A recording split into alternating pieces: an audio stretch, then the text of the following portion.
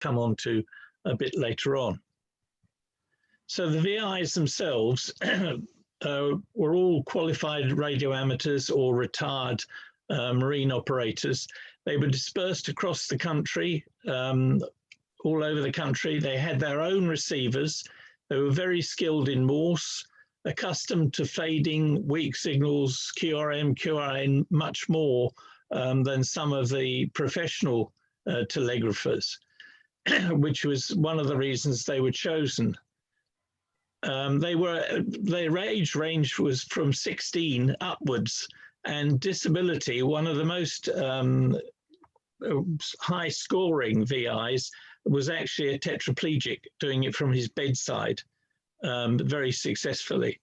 The important thing, otherwise, it had to be very private, very secret, and in their own dwelling.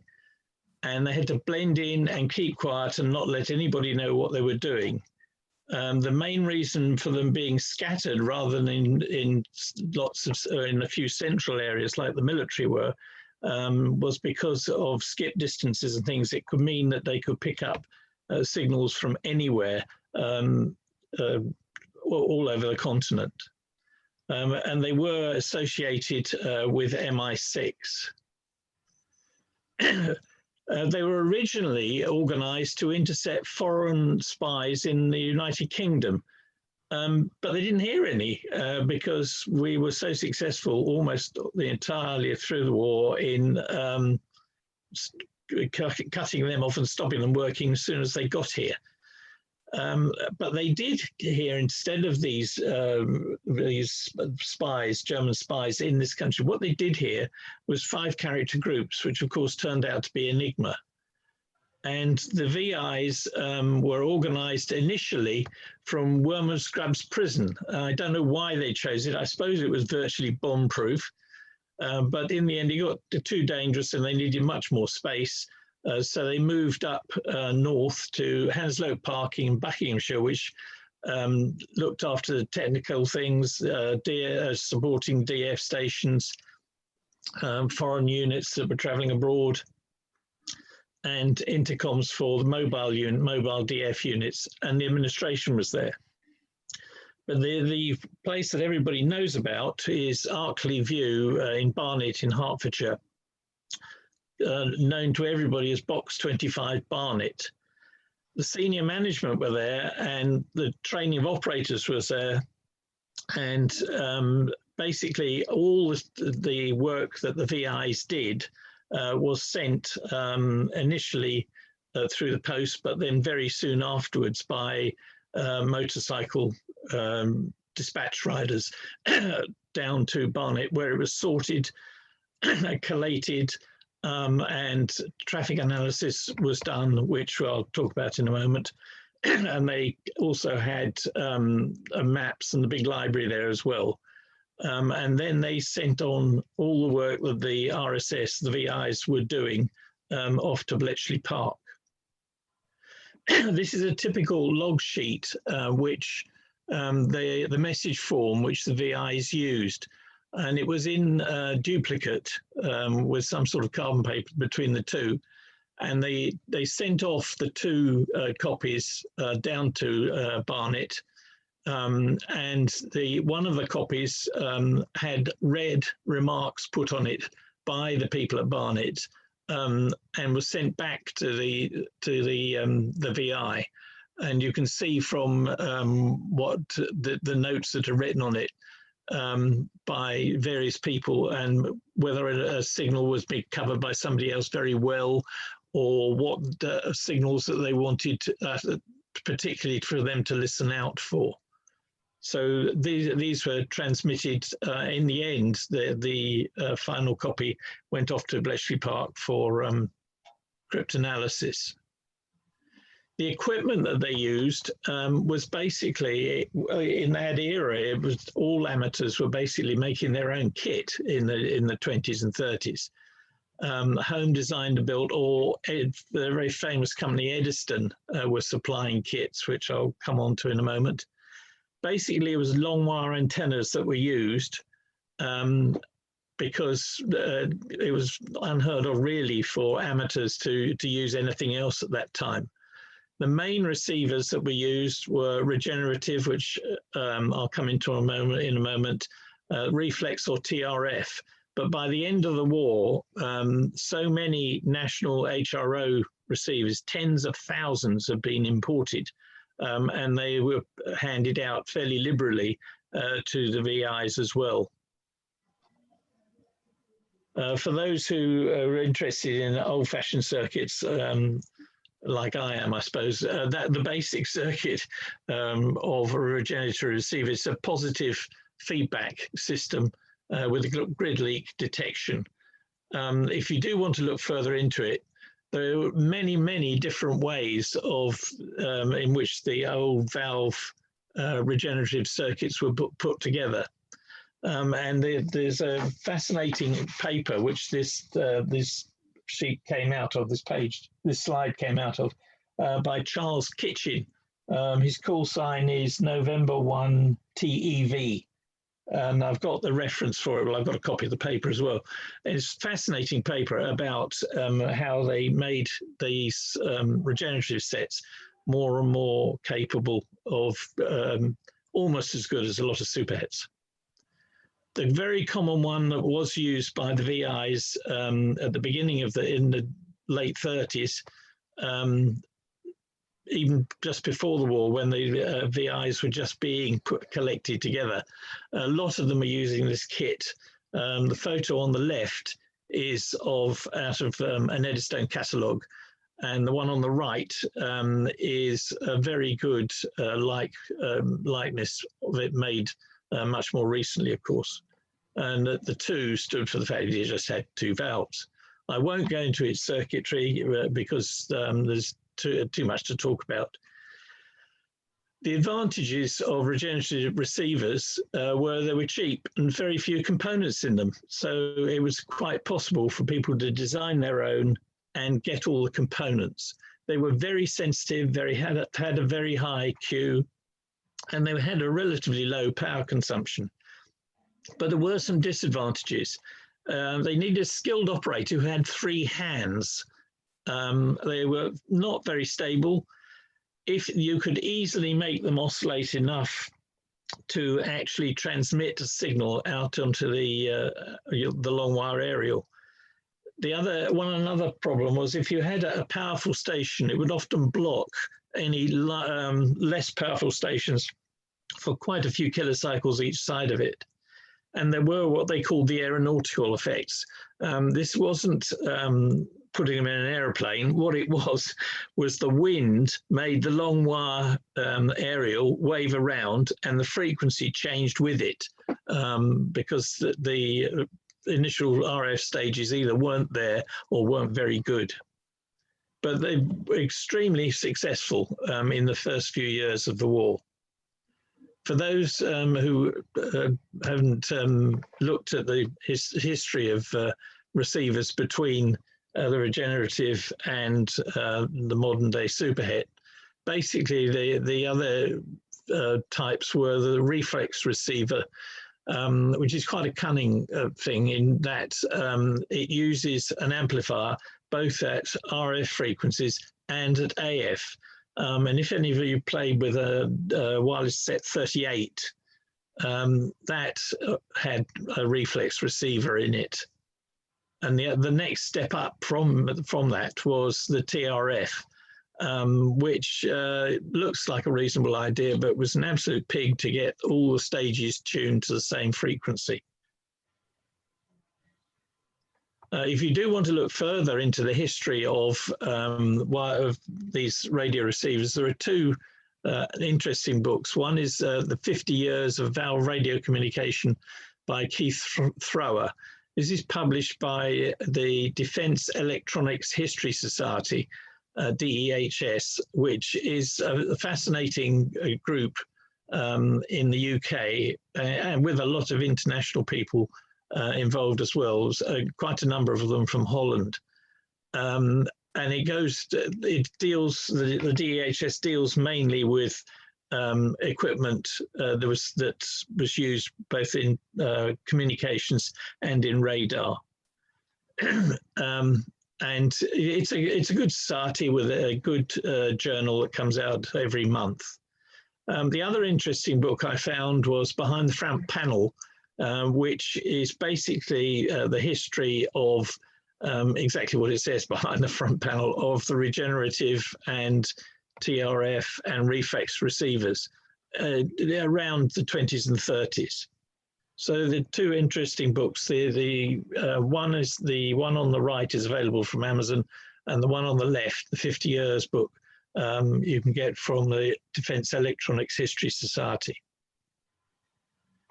So what the VIs and the RSS ended up doing was receiving from all over Europe the signals of certain groups that weren't included in either the Air Force, Luftwaffe, or the Navy or the Army, but the Gestapo, security services, all sorts of odd groups, a very unpleasant gentlemen at the time. So that's basically what the VIs were doing. The military interceptors were basically in stations which were fixed, not in people's homes, but in large organizations around the country. And the Navy, the RAF, and the Army. And the Army also had mobile units called J units. And these were groups of people who were fluent in German or Japanese or whichever. And they were mobile, and they used to get right up to the front. Still just being voluntary, still just doing wireless intelligence, but they were there listening both to the German and the British and American forces, the tanks and the artillery, and reporting back. Basically, a lot of it to do with what they thought the psychology was that was going on both sides, whether they worried that they were losing or whether they were terrified or whatever. And that was fed back both locally to the forces on the ground and right the way back to Army headquarters as well. There are two books that are related to the stations. The Spies at Gunner was also to do with VIs and their setup, but it covered all the services. Fort Bridgeworth was basically more naval than anything else, when it was down in the Kent area. The RAFY stations were, as can be seen on the left on this map. I don't know how visible it is on your screen. It's fairly visible on mine. They were scattered around mainly because of the need to escape from the skip distance, and that most of them also had DF stations attached to them as well. And the Navy ones, the RAF was on the left and the Navy stations on the right. And there were some post office run RSS stations as well as the VIs, mainly because they had DF stations in them as well. And so they worked also to Hanslope and to Barnet as well. On the right is the Army stations. As you can see, they're scattered all over the country for the same reasons, for DF and to avoid skip distance problems. It's interesting to look at some of the propagation issues, apart from the sunspot, where the war is actually straddled an actual dip. Very unfortunate that. And of course, Arnhem was which was a communications disaster, was pretty low on the sunspot scale. VOCAP, Voice of America Coverage Analysis Program, is not run by Voice of America anymore. It's run by some amateurs, in fact, but it is absolutely brilliant if you want to look at historical propagation things.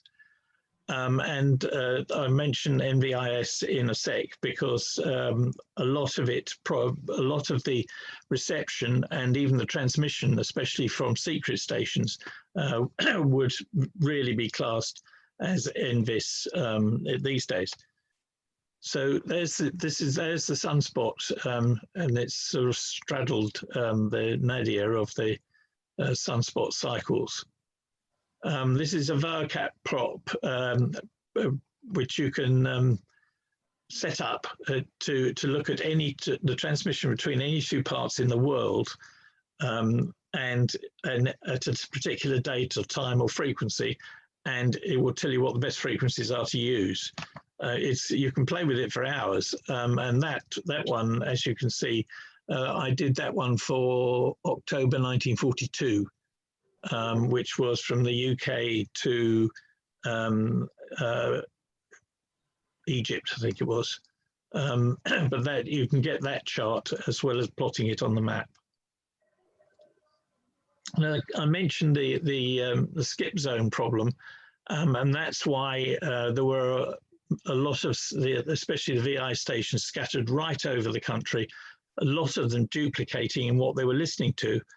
Because it just depended on where the skip zone was at that particular time. The NVIS was probably a lot more going on with NVIS than we actually thought of, that they thought of at the time. But it had its uses, and a lot of the receiving antenna that the VIs were using, the long wires, were very good NVIS antenna, but of course NVIS only works between about 3.5 megahertz or megacycles as it was then, and about 10 megahertz. But it does have extra uses in that you can apart from the fact you can get over the skip zone problem in those frequencies.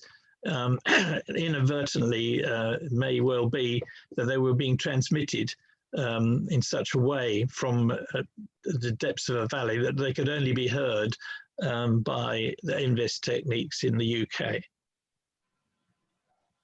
There are a couple of books here that are fairly good. They're very good at talking about the organization and what was going on, but they're not technical. But they are very good hardback books and very handy, very nice to read. Or I find that if you're a bit odd like me and like reading those sort of things, I love them. The one on the right by Aileen Clayton is very much about, it's a personal, it's almost an autobiography really, of the RAFY service, of which she was fairly senior in the system throughout the Second World War. Spies of the Airwaves is very much associated with the Army, but it's much more associated with what they did with the signals when they got them and what the messages were and how they affected warfare at the time. And it's not technical at all. As far as the forces Y services were concerned, they were all, of course, using professional receivers. Some of them started off with the Hallicrafter's Super Skyrider, mainly because its frequency would go up to 43 megahertz, so sort of low VHF, which none of the other sets that were being used at the time were. There was a receiver called the R107, which was really built like a tank, really, extremely heavy. I can remember borrowing one when I was at boarding school, borrowing the CCF one and having it at home for a summer holiday, and it collapsed the chest of drawers that I put it on once I got it upstairs.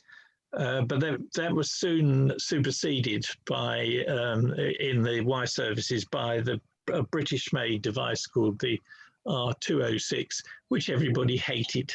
It had an interesting feature in that this here was a turret, which was turned round by this crank handle here through some gears, and had a series of bands, about 6 different bands, the coils and IF transformers and things for each of the bands on there. But the British operators in the wire service hated it, and they were very glad when other things came along. You probably know that these are often all referred to as boat anchors, and that, for example, the AR-88 it was about 70 kilos, which was extremely heavy to haul around. And so things improved a lot when this slightly lighter thing, it was only about 50 kilos, so the HRO appeared. And as you probably all know, the HRO, they imported in the end, some 10,000 of them, several tens of thousands of them. And similar to the band change in the R206, instead of it being a turret, they're plug-in devices, which I'm sure you've all seen and known. Sadly, this particular one, which was in very good nick, was stolen from our club in Stratford-on-Avon, which is rather sad, really. And you can see what I photographed it about 3 or 4 months before it was stolen. And you can see when you lifted the lid, it was like brand new inside. It really was. The Americans, I'm afraid, have a very strange way of drawing circuits with valves in. Probably only strange because our way was different. And I couldn't work out what on earth was going on here, but I found that somebody had redrawn it the English way. It's a straightforward superhet. There's one of the dangers of it is there was a fairly high voltage on the headphone circuit, but otherwise it was extremely popular, both with the VIs who were getting it in the end, and also all the intercept services of the forces. 2 fascinating books here. The one on the right actually is the newest version, and actually does go back before 1942, but they're all, it covers the complete range, basically, of valves and then early transistor communication receivers. And it also gives the weights of each one, which I find fascinating and very stressful. I said that the HRO was 50 pounds. The snag was its power supply was 30 pounds in weight. So, you know, they were really hefty beasts and certainly earned the name boat anchors. Both the forces stations and the VIs intermittently were calibrated by all of them by using a BC221 frequency meter. The VIs didn't have one each, but somebody came round every few months and checked their calibration. And it's a very well-known device. There's sometimes they're available quite cheaply on the second-hand market, but that's because the calibration chart is missing. If you're thinking of trying to buy one, do make sure that the calibration chart is still there. That's its circuit. I haven't got time to go through it, but what I will mention is something on the first page in the cover, which is how to destroy it. And I'm sure that the ecologists wouldn't like some of these things, like smashing it up and then chucking it in a river and various other things, bury or scatter, setting fire to it, hitting it with a hammer, blowing it up with grenades or TNT. Anyway, it's quite amusing to read. Now, a lot of, once the signals have been received, there was a most important thing that could be carried out, which is called traffic analysis, which was almost produced as much information as the decryption did once it got to Bletchley Park.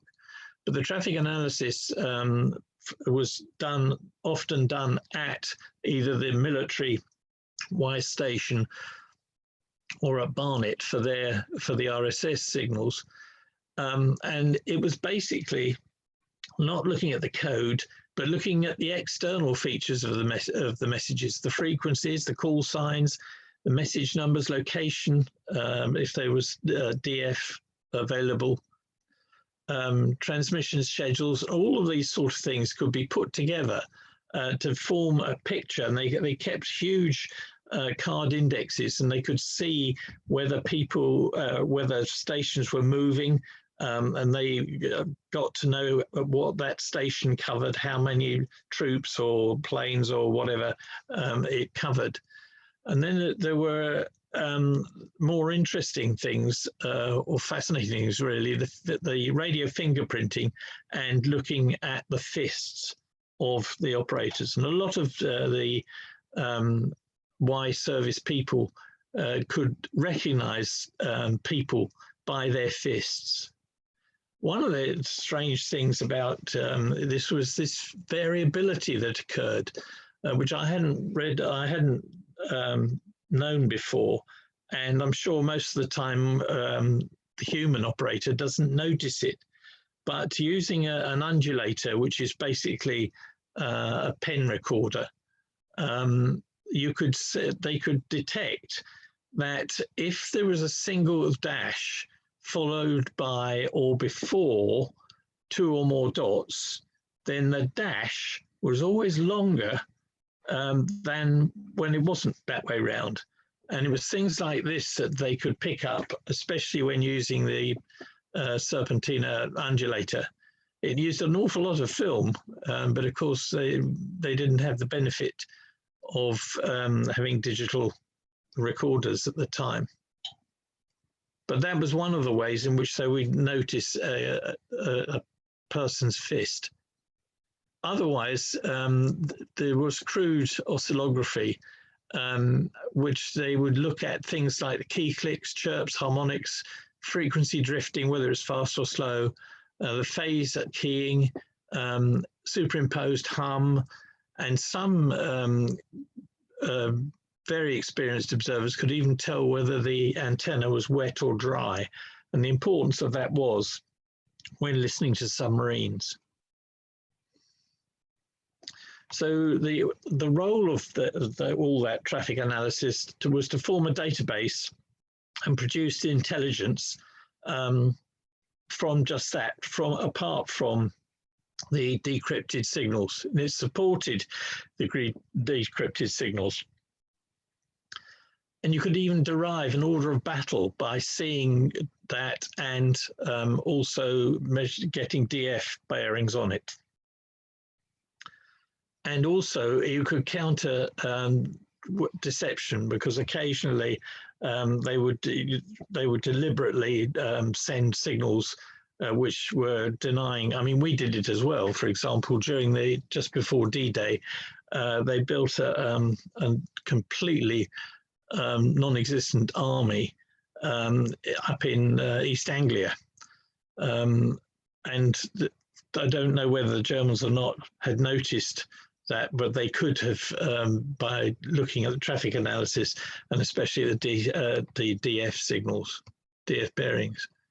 Other interesting books around on the subject. This one, this one's still in print by Geoffrey Pridgeon.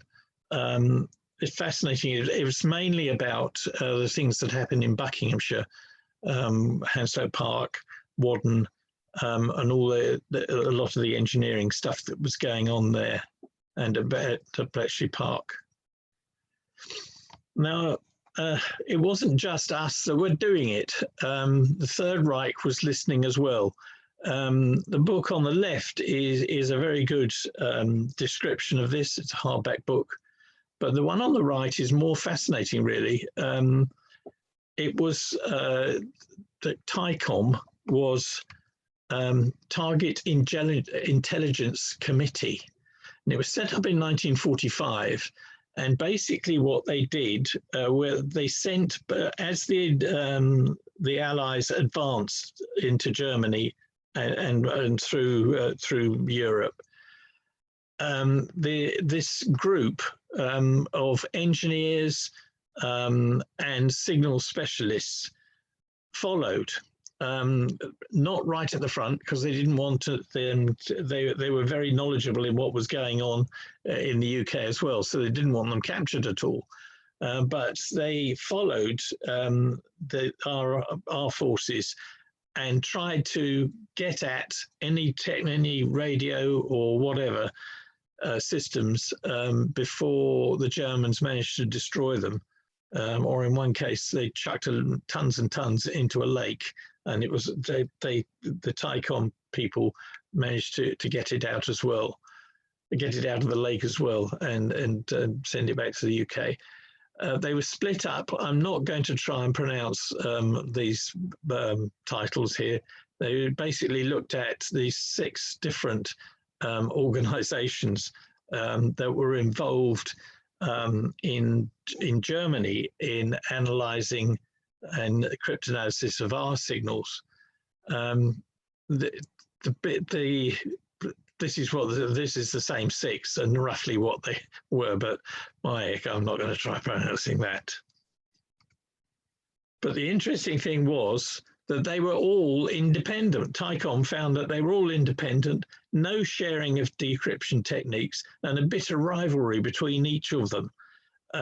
They probably could have done a lot better if they'd put them all in an area like Bletchley Park, but they just squabbled, and so they were nothing like as good as we were. Just a few more books to mention. Secret History of the Signals Intelligence, 14 to 45. It's an interesting semi-technical book. Nigel West, he wrote an original history of GCHQ, but since then, Richard Aldridge looked at GCHQ and also the Y service that fed it. And that he published that about 5 years ago. But last year, there was an authorized history of GCHQ. Now, my feeling is, if it's authorized by GCHQ, how much of it is actually honest? You just don't know how many secrets they're hiding or things that they told the historian. I've heard the historian speak, and he sounds but you just don't know whose side he's on, whether he's on GCHQ's side or the nosy people like me. So it's an interesting book. And as I said, it came out just before Christmas last year. Now, I heard somebody mention earlier on the Radio War by David Abrutat, which is a very unusual name. This book is incredible. It also came out 6 months ago or so. Is absolutely fascinating about the RSS, even to the extent that he's collected about 10 or 12 pages of the names and amateur call signs of the operators. I mean, it really is a master thing. And I've read it 2.5 times now in 6 months. And each time I get more and more out of it. If you can only afford to get one book, that one is the one to get. Now, I'll just finish off by mentioning another sort of secret listener. This is Trent Park, which was out in the British countryside. And you can see from the picture on the top right, It's a very, very nice place, and it's an English, you know, almost like an Englishman's castle. But what it was in the Second World War was it was where they sent all the very senior captured German officers, and they looked after them. They fed them magnificently, everything under the sun, everything they wanted. They got, and it was just a real luxury. But what none of them realized was that underneath the two pictures at the bottom, the whole place was mic'd up. Even the trees were mic'd up in the gardens, and they were using wire recorders as well, as German-speaking operators listening. And an amazing amount of stuff came out of Trent Park, because a lot of the Germans were split into two groups, really. Those who were like proper soldiers and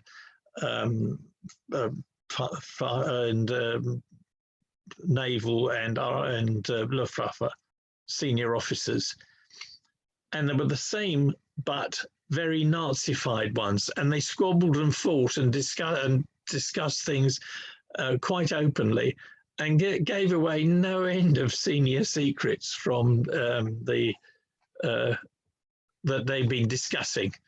Because the other thing that they would do is the Brits did was to make sure that these people in the prisoners in here knew all the latest news that we could possibly give them, so that they would discuss it, and discuss it they did. If you want to read any more about that, there's a lady called Helen Fry who's done a lot of research on it, and she's written this book, The Walls Have Ears. I've heard her speak as well, and she's extremely, extremely interesting. Well, I hope that's been of some interest to you, and I'll try and answer any questions, but it wouldn't surprise me if there are people in the audience who know more about it than I do. Thank you very much. Thank you, John. That was really very interesting. I'm going to, I was recording that. I'm going to stop the recording now. And